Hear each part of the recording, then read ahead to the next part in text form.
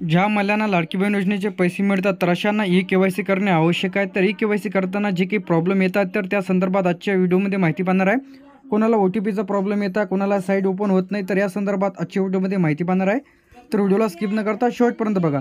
सर्वात पहिले तुम्हाला तुमचा क्रोम ब्राउझर इथं ओपन करून घ्यायचा आहे। ओपन केल्यानंतर इथं तुम्हाला टाकायचं आहे लाडकी बहीण योजना। लाडकी बहीण योजना टाकल्यानंतर इथं तुम्हाला मुख्यमंत्री माझी लाडकी बहीण योजना पहिल्या ऑप्शनवरती आपल्याला क्लिक करायचं आहे। तर तुम्ही त्याचं जे काही ऑफिशियल पेज आहे यावरती याल। सर्वप्रथम इथं 3 डॉटवरती क्लिक करायचं आहे। मोबाईलवरून तुम्ही चेक करत असाल तर मोबाईलची जे काही स्क्रीन आहे डेस्कटॉप साईट या ऑप्शनवरती क्लिक करायचं आहे। चेकबॉक्सवरती क्लिक केल्यानंतर आता इथं तुम्हाला दिसेल मुख्यमंत्री माझी लाडकी बहीण योजनेची ई-के-वाय-सी करण्याकरिता इथे क्लिक करा। या ऑप्शनवरती क्लिक करायचं आहे। क्लिक केल्यानंतर आता इथं ओपन झालेले आहे। बरेच जणांच्या मोबाईलमध्ये हे ॲप्लिकेशन त्याचप्रमाणे जे की इथं एरर येत आहे तेच त्याबद्दल माहिती पाहणार आहे। कशा प्रकारचा एरर येत आहे तर तुम्हाला काय करायला पाहिजे।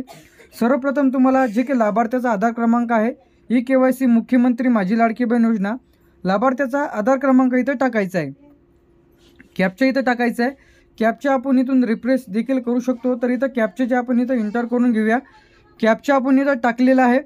तर आधार जी काही तुम्हाला सहमती दाखवेल तुम्हाला मी वरीलप्रमाणे घोषित प्रस्तावित करते की मुख्यमंत्री माझी लाडकी बहीण योजना संबंधित पोर्टलवर आधार क्रमांक आधारित प्रणालीकरण प्रणाली सोबत स्वतःला प्रमाणित करण्यात व आधारित जी काही प्रणालीनंतर माझा आधार क्रमांक ओ-टी-पी प्रदान करण्यास सहमत आहे।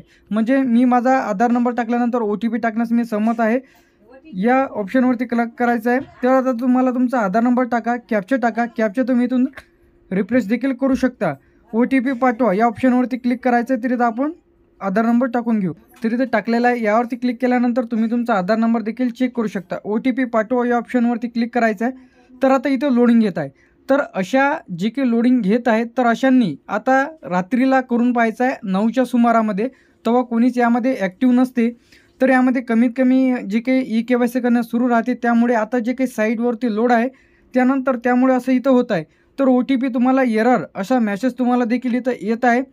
तर ज्या लाडकी बहिणींचे ई-के-वाय-सी राहिलेलं तर घाबरण्याचं काही कारण नाही। तुम्हाला 2 महिन्यांमध्ये तुम्ही कधीही तुमची ई-के-वाय-सी करू शकता, अगदी घरबसल्या तुम्ही तुमच्या मोबाईलवर। तर इथून ओ-टी-पी टाकल्यानंतर आता तुम्हाला एक ओ-टी-पी टाकल्यानंतर सबमिट करायचं आहे। तुमच्या वडिलांचं किंवा पतीचं तुम्हाला आधार कार्ड नंबर टाकायचा आहे, पुन्हा ओ-टी-पी घ्यायचा आहे, 2 वेळेस हो करायचं आहे आणि सबमिटवरती क्लिक करायचं आहे। तर तुमची लाडकी बहीण योजनेची जे काही ई-के-वाय-सी आहे तिथं सक्सेसफुल इथं होऊन जाईल। तर इथं ओ-टी-पी जे काही सेंड होत नाही आहे तर घाबरण्याचं काही कारण नाही। तुमची जे काही ई-के-वाय-सी आहे आता साईट इथं वर्क करत नाही आहे, तर तुम्हाला जे की इथं संध्याकाळी करून पाहायची आहे। एक तर मॉर्निंगला म्हणजे सकाळी 7च्या आधी करून पहा, त्यानंतर संध्याकाळी 9 ते 10 वाजता। तर तुम्हाला असा जे की error unable to send OTP असं तुम्हाला दाखवत आहे। तर तुम्ही संध्याकाळी किंवा मॉर्निंगच्या आधीच तुम्हाला तुमची जी काही ई-के-वाय-सी ते करून घ्या। अधिक माहितीसाठी चॅनलला सबस्क्राईब करून ठेवा। जशी काही अपडेट येईल या संदर्भात साईट सुरू होईल त्या संदर्भात सर्वात आधी चॅनलला आपल्या अपडेट मिळेल। तर चॅनलला सबस्क्राईब करायला विसरू नका। थँक्यू।